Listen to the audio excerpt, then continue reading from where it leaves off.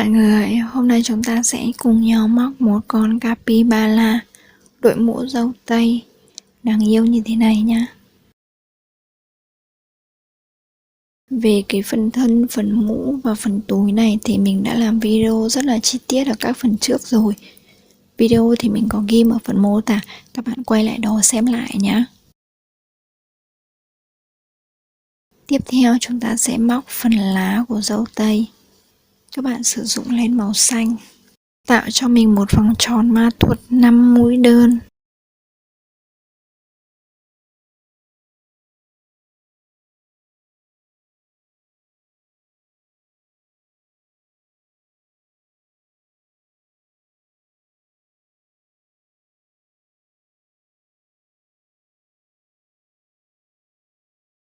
Sau đó chúng ta sẽ kết hàng bằng một mũi trượt.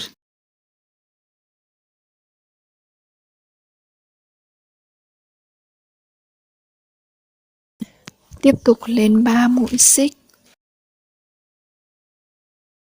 Bỏ qua chân móc đầu tiên này, bắt đầu móc từ chân móc thứ hai là một mũi trượt. Tiếp tục là một mũi đơn.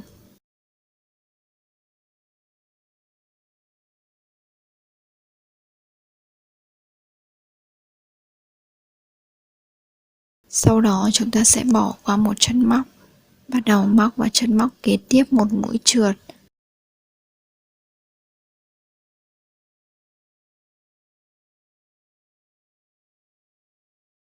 Như vậy là chúng ta đã móc xong một cái cụm đầu tiên rồi. Tương tự chúng ta sẽ móc thêm 4 cụm nữa, tổng cộng là 5 cụm như thế này.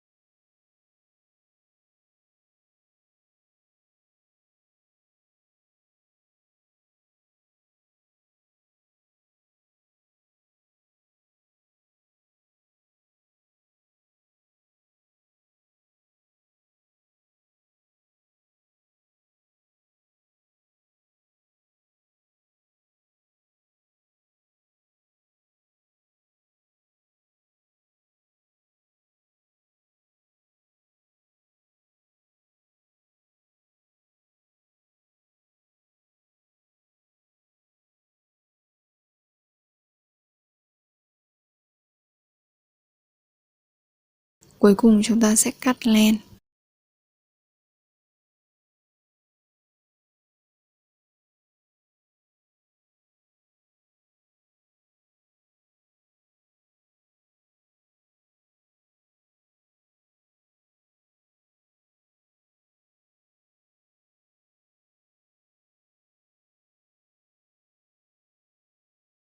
Sau đó thì các bạn sẽ sử dụng kéo nến, chúng ta sẽ dính lên cái phần mũ của quả dâu tây này. Tiếp tục các bạn sử dụng cho mình một sợi len màu trắng, chúng ta sẽ trang trí cho cái quả dâu tây nó đẹp hơn.